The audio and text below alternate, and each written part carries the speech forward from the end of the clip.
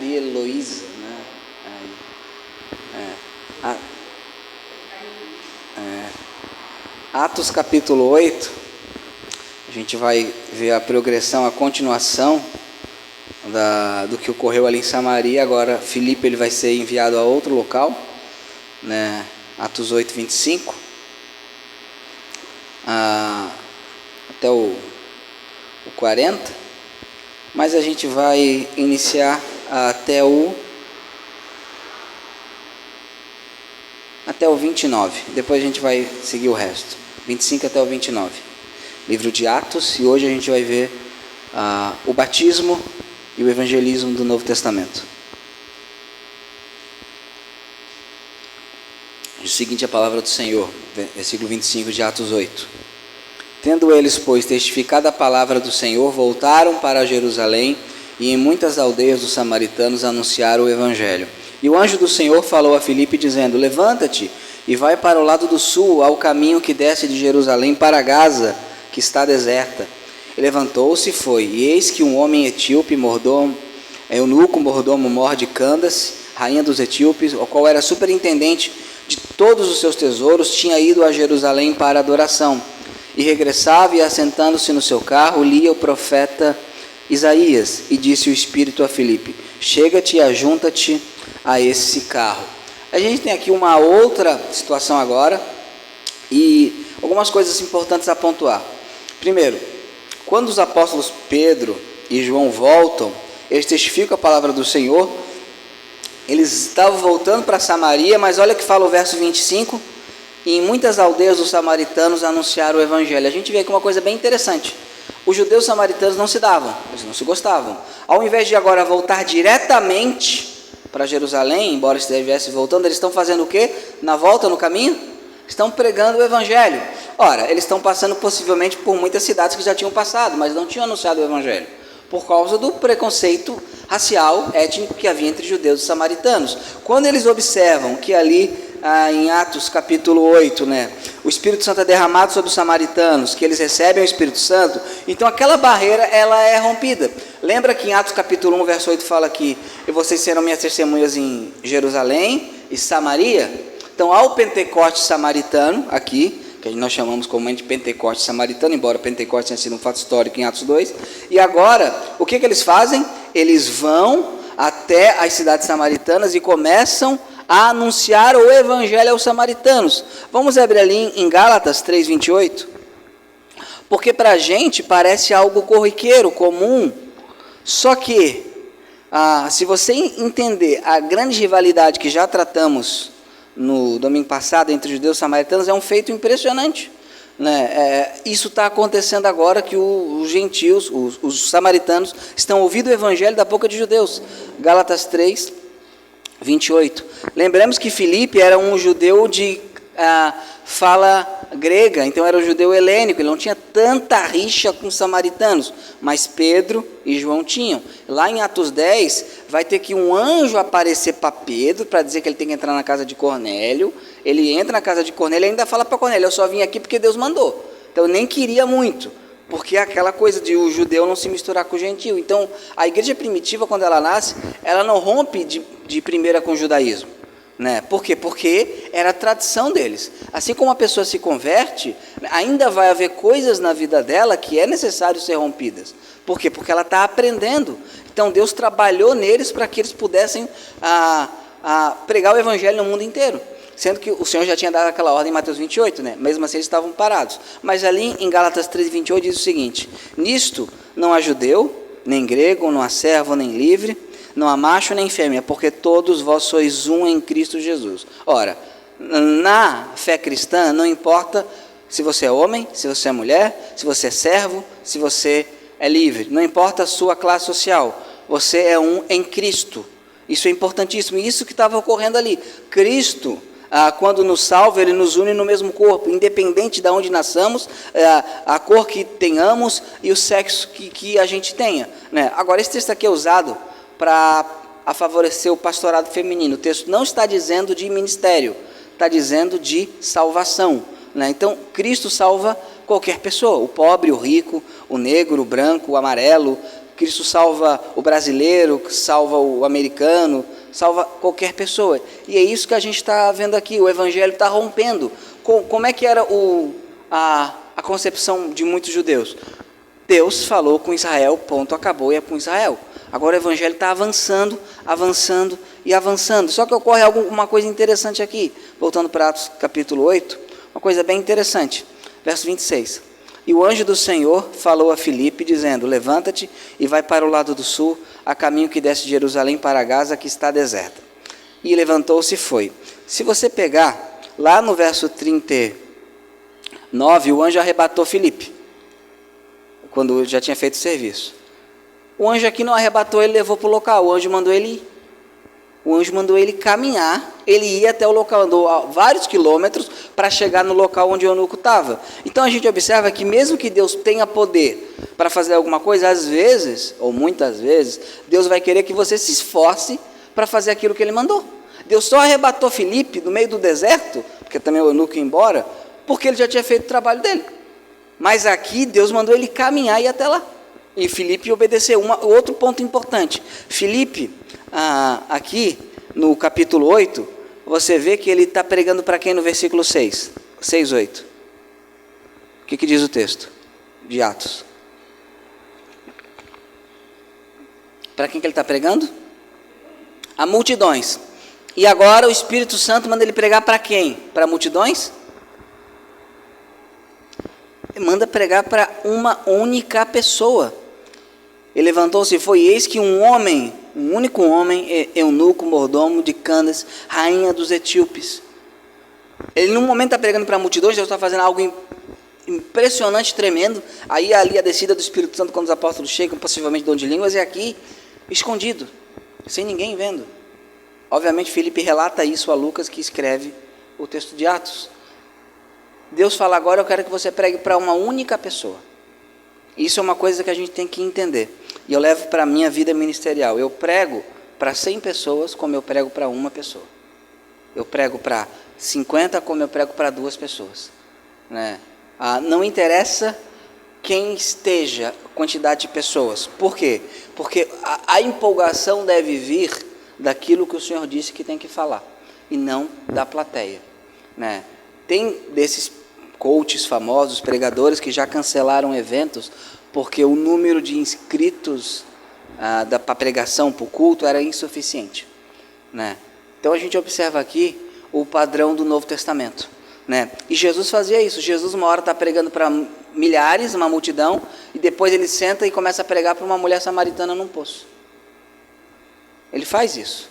Então a gente observa que o Senhor, ele tem propósito para multidões, mas tem propósito para indivíduos.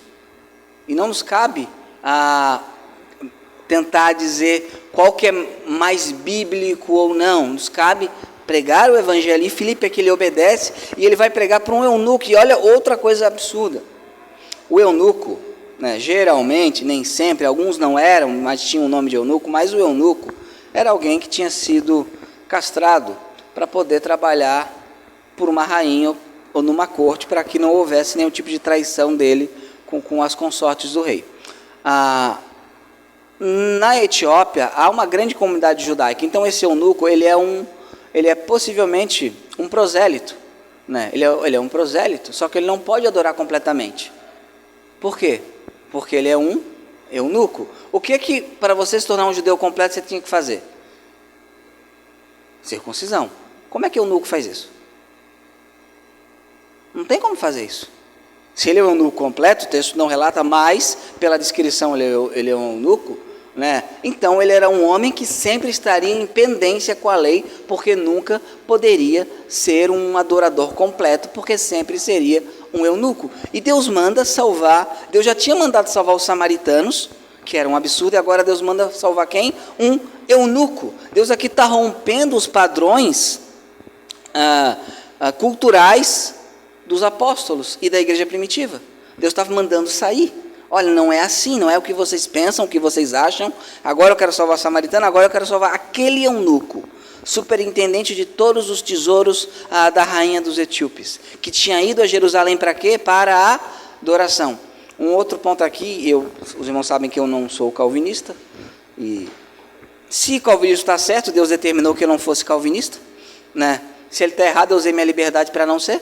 Então, de qualquer maneira, Deus seja louvado por isso.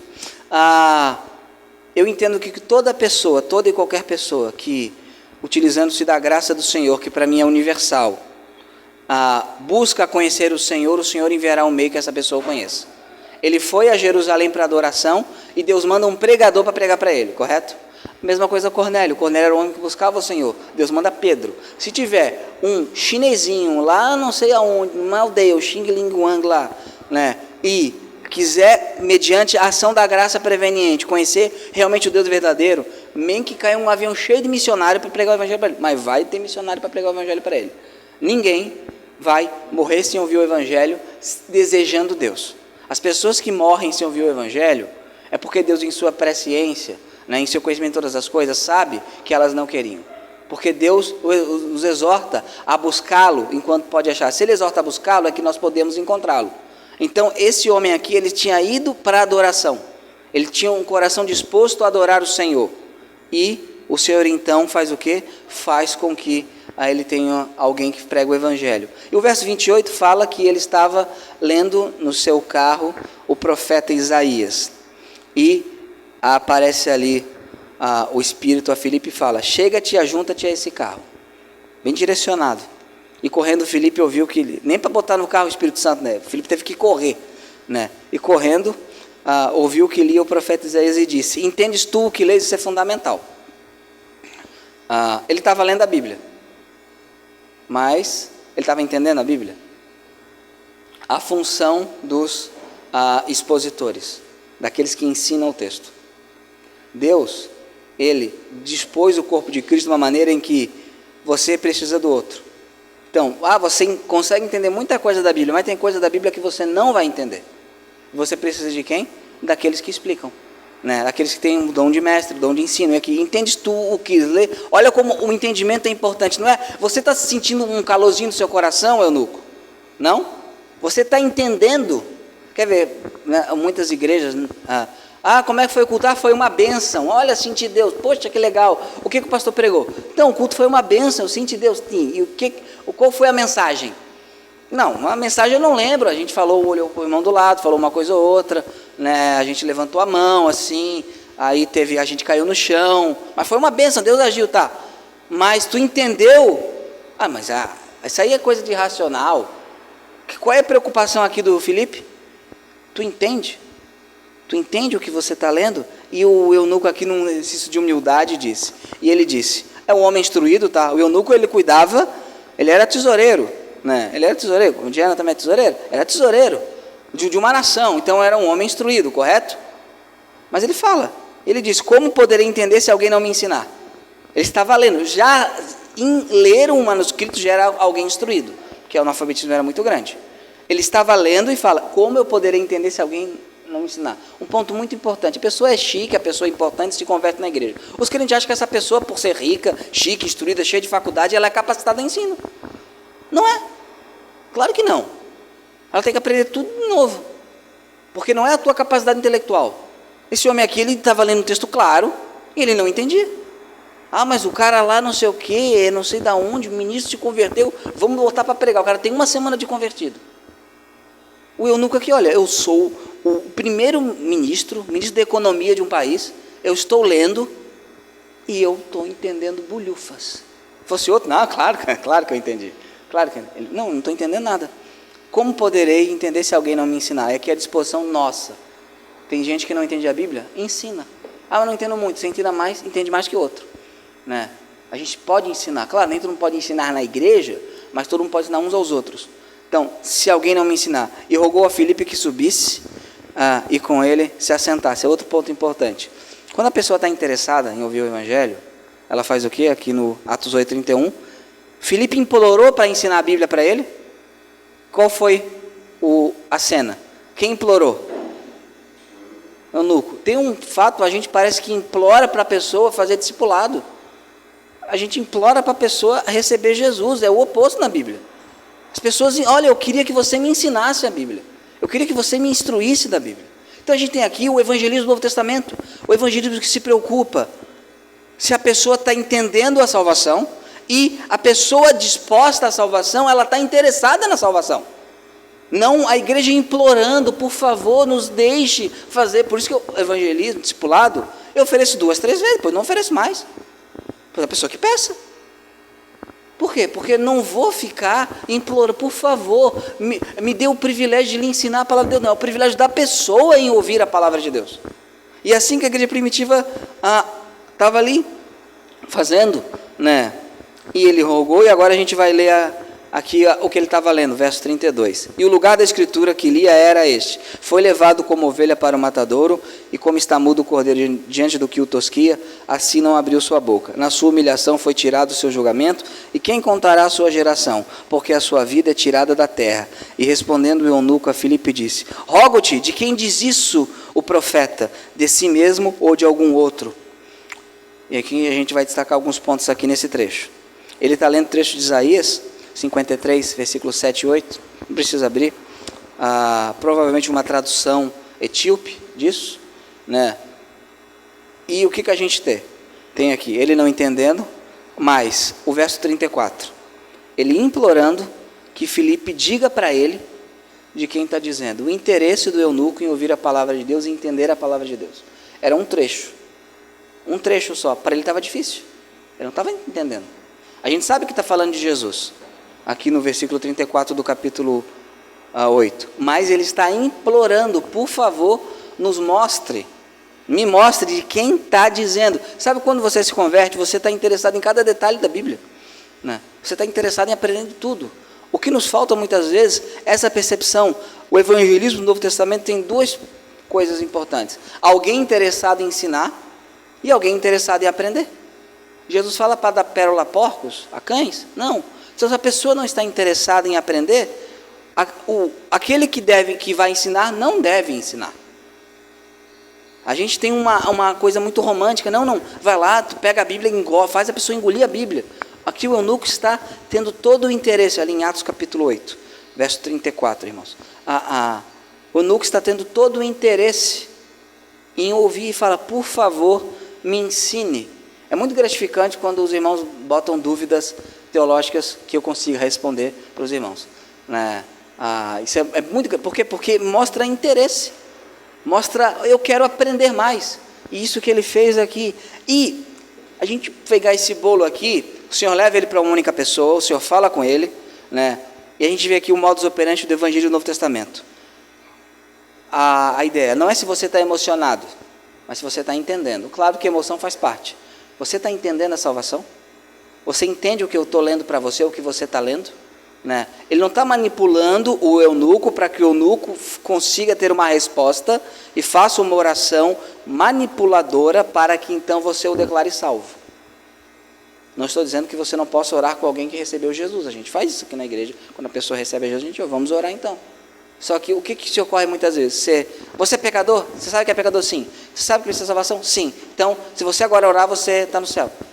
Mas se essa pessoa entendeu o que significa isso, entendeu quem Deus é, entendeu o que é o Evangelho, entendeu o débito que ele tem com Deus, essa pessoa se arrependeu dos seus pecados, não é só manipular a pessoa para receber uma resposta correta. E é isso que muitas vezes faz. Eu estava ali no grupo dos pastores batistas conservadores, e um pastor falou que realmente pode-se ter uma quantidade talvez muito grande de não salvos dentro de nossas igrejas, porque não entenderam o Evangelho, não entenderam quem criou a mente foi Deus. O Evangelho toca na mente, claro que toca na mente, e o eunuco aqui ele quer entender, e esse é o evangelismo do Novo Testamento, preocupado, expositivo, que fala o texto, que fala de quem o texto diz, e se preocupa que o outro entenda. Aí o Filipe, verso 35 ao 40 agora, vai evangelizar. E após o evangelismo vai batizar. Verso 35 de Atos 8. Então Filipe, abrindo a sua boca, né? Então, se você não abriu a boca, você não pregou o evangelho, tá?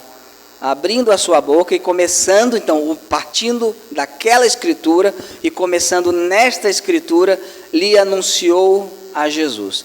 Indo eles caminhando, chegou a uma certa água e disse o eunuco: eis aqui a água que impede que eu seja batizado. E disse: Filipe, é lícito se crês de todo o coração.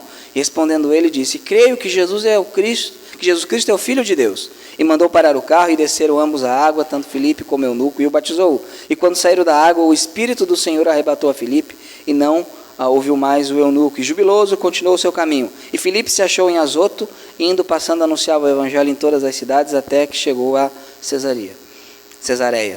A gente tem aqui umas coisas importantes. Filipe começou então a evangelizar usando o quê? Começando nesta... evangelismo é escritura. Evangelismo é exposição das escrituras. Tem uma coisa que é hedionda que ocorre. Não, o culto de domingo não é para estudar a Bíblia, é para evangelismo. E você evangeliza como, criatura? Usando o quê? O livro de Mórmon? Né? O Evangelho segundo o Espiritismo? O que a gente usa? Né? Evangelismo não é... Evangelismo é que ele está evangelizando. Ele começa onde? Ele faz um estudo bíblico aqui. Começando nessa escritura. E o que ele anunciou pela escritura no verso 35? Jesus. E quando ele anuncia Jesus, o eunuco se converte e ocorre o que posteriormente a essa conversão? O batismo. E aqui a gente vai ver o batismo do Novo Testamento. E só tem uma forma de batismo, um jeito de batismo, é o batismo que a Bíblia coloca. Não interessa a tradição da igreja, não interessa o que a igreja diga, não interessa o que o concílio diga, o que o teólogo diga. O que a gente vê aqui o batismo do Novo Testamento? Primeiro, tem instrução sobre Cristo. Segundo, tem desejo livre do candidato. Terceiro, tem fé pessoal. E quarto, tem o sepultamento. É o que a gente vê aqui. Fora disso, não é batismo. Nós não temos autoridade para mudar isso. Né? A gente pode mudar o evangelismo? Não. Então a gente não pode mudar o que vem depois do evangelismo. O que vem depois do evangelismo? Batismo. Então não pode mudar essas duas coisas. Então, olha só que interessante. Por batismo ser neotestamentário, instrução sobre Cristo, e lhe anunciou Jesus. Para que a pessoa seja batizada, de acordo com o Novo Testamento, quem tem que ser anunciado antes a ela? Jesus Cristo. Quem é Jesus? A sua dupla natureza, o seu sacrifício, a sua pessoa, tudo que concernente a Jesus. A gente não sabe aqui quanto tempo eunuco ficou conversando com Filipe. Nós não sabemos, mas umas 4 ou 5 horinhas dá para falar tudo, ou pelo batismo. Né? Porque são alguns encontros de 40 minutos no batismo que a gente faz, para preparação, se sentar numa tarde dá. Né? Então aqui ele anuncia Jesus. É necessário o anúncio de Jesus Cristo. Um batismo que a pessoa não sabe quem é Jesus, não é válido. Eu fui batizado na igreja tal, mas não sabia nada. Desculpa, você tomou um caldo. Só tomou banho. Né? Não é batismo. Segundo, desejo livre do candidato. Indo eles caminhando, verso 36, chegaram a uma certa água. E disse o eunuco: eis aqui a água que impede que eu seja batizado. Primeiro ponto aqui, não era água corrente. Correto? É uma certa água. Então, é só em água corrente, não é verdade. Qualquer água, né, pode ser haver o batismo. Agora, o que ele fala? Eis aqui a água que impede que eu seja batizado. Se a pessoa não deseja o batismo, e ela é batizada, não houve batismo. O que impede? Eu quero ser batizado. O que impede que eu seja batizado? O que significa, com todo respeito aos irmãos de outras tradições, que batismo de criança, de bebezinho, não é batismo. Não importa se o concílio tal falou isso, se Lutero falou isso, se Zwinglio falou isso, se Calvino falou isso, não interessa. A prática do Novo Testamento, que a gente vê o Novo Testamento falando do batismo, mas a gente tem aqui a descrição de como era o batismo. Pormenorizada. A prática é: eu quero ser batizado. Aqui tem água. Agora, então a gente tem um desejo livre do candidato. O que ocorre muitas vezes, você tem que implorar para o cara querer ser batizado. Não, eu não imploro para o cara querer ser batizado. Aqui é o oposto. Eu entendi o evangelho. Eu quero ser um crente obediente. Batismo não salva. Batismo é uma marca da obediência do crente. Eu quero ser obediente ao Senhor. O Senhor me ordenou que eu seja batizado. É um passo que eu tenho que dar. Aqui tem água. O que impede que eu seja batizado? Outro ponto importante aqui, que eu quero ser batizado, ponto, vai me batizar e deu. Não. Tem alguma coisa que impeça? Quando os caras foram batizar lá com o João Batista batizou ele? Não. Chamou ele de quê? Raça de víboras. Vocês têm que dar fruto de arrependimento. Né? Os caras falaram na boa vontade, João Batista xingou os caras lá. Então, desejo livre do candidato. Terceira coisa, não é só o desejo. O verso 37, fé pessoal. E disse Filipe, é lícito, é permitido, é possível se tu crê, se você crê de todo o teu coração. E respondendo à profissão de fé, e respondendo ele disse, creio que Jesus Cristo é o Filho de Deus. Alguns teólogos vão dizer que esse texto aqui, o verso 37, ele não é original. Eu acho bem divertido isso, porque Cipriano no ano 280 e Irineu no ano 202 citam o texto. Então eu estava lendo uma Bíblia que tinha esse texto, correto? Há muito tempo. Agora, vamos imaginar por um momento que esse texto não seja original.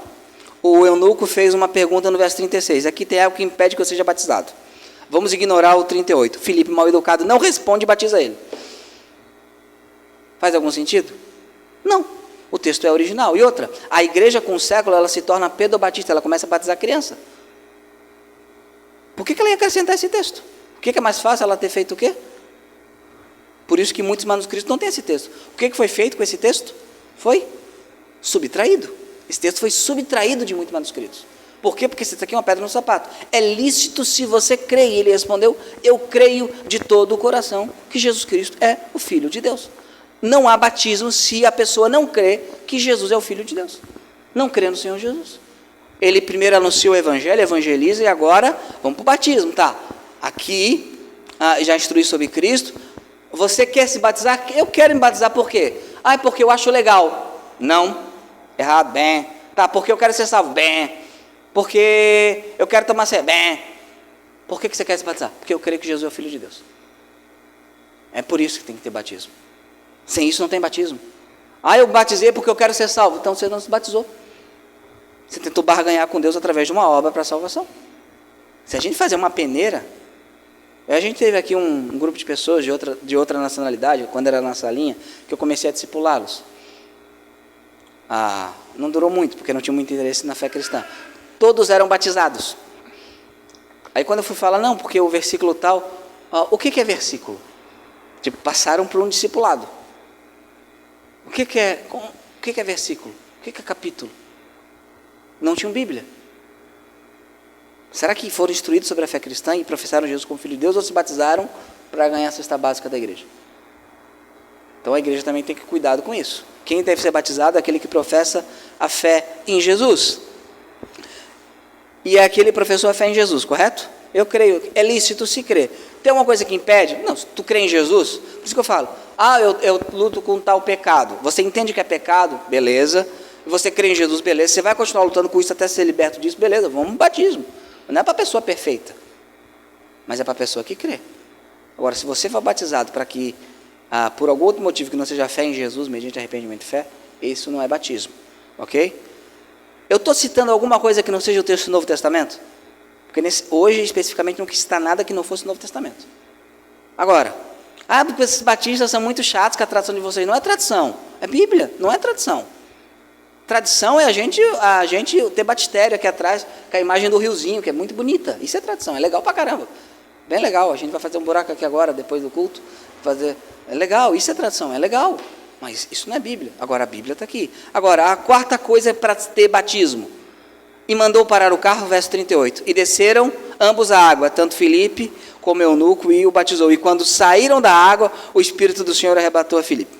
O comentário de John Wesley, eu vou falar esse comentário para ver o que até os melhores cometem erros. Fala o seguinte, que a ideia aqui é que eles pararam o carro, foram até ao açude, o lago.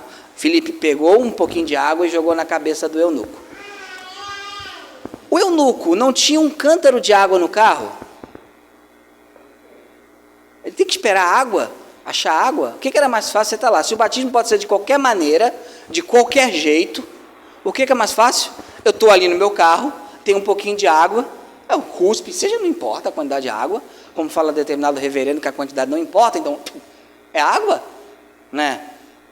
É água. Eu pego ali e eu faço no eunuco, não é muito mais fácil? O que eles esperam? Eles acham água, o eunuco espera, aqui tem água, o que significa que ele foi instruído sobre batismo posteriormente, que ele já sabe sobre batismo. Aqui tem água, o que impede nada? E o que eles fazem? Eles param o carro, vão até um local e Filipe pega a água e joga na cabeça do eunuco. O que foi feito com o eunuco aqui? Ele foi imergido. O eunuco foi imergido, porque o quarto elemento que batido no Novo Testamento, e a gente já está encerrando, é o sepultamento. O verso 38 mostra isso, 39 mostra isso, e Romanos 6,4, vamos abrir?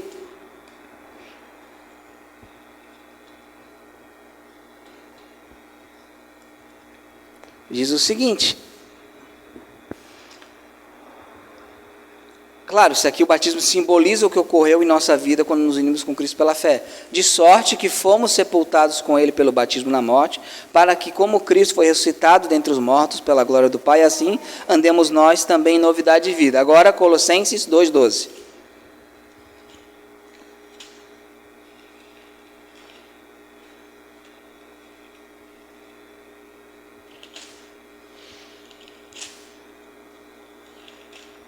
Colossenses 2,12. Diz o seguinte, verso 12: sepultados com ele no batismo, nele também ressuscitados pela fé no poder de Deus que o ressuscitou dentre os mortos. Alguém já viu alguém ser sepultado com um punhado de terra na cabeça? O que você faz quando você sepulta alguém? Aí, mas como o batismo é um símbolo de sepultamento e ressurreição, aí você não deixa para o coitado na água, senão ele morre afogado. Você faz o que então? Ressuscita. Batismo é morte, ressurreição. Eu morri com Cristo, me uni a Cristo em sua morte e me uno a Ele em sua nova vida. Só tem uma forma de simbolizar isso corretamente. Qual é? A imersão. Ah, mas essa é um símbolo, não importa. Então vamos fazer a ceia com x-salada e Coca-Cola. Não importa o símbolo. Se é um símbolo, ele tem que ser bem feito. Né? Tem que ser bem feito. Então, o que nós temos aqui para fechar? O batismo do Novo Testamento é um batismo que você vai ter a instrução sobre Jesus Cristo, você vai ter o desejo livre do candidato, a fé pessoal do candidato e o sepultamento, né? Que ele é sepultado. Isso tudo decorre do primeiro ponto, que é a instrução sobre Jesus, que é o evangelismo. Quem é Jesus? Isso é batismo. Ok? Ficou alguma dúvida? Não? Ok? Então vamos ficar em pé. Se você tiver algum colega pedobatista, presbiteriano, luterano, metodista, quiserem mandar o vídeo, tudo bem, é por sua conta. Mas devem mandar, porque a gente tem que obedecer toda a vontade de Deus. Vamos orar então. Senhor Deus e Pai, nós te louvamos pela Tua palavra, pela disposição de Filipe em ir até ao local para pregar para uma única pessoa, que a gente tenha a mesma disposição, Senhor, e que a gente tenha fidelidade, Pai, apesar de um deserto, local ermo, local difícil, ainda assim quiseram te obedecer em fazer, Deus, aquilo que o Senhor ordena sobre o batismo, que é a imersão, Pai, depois da instrução, Deus, do eunuco, Pai, que a gente tenha a mesma obediência em todas as coisas, Senhor, fica conosco, abençoa o culto logo mais, Senhor, daqui a pouco, em nome de Jesus, amém.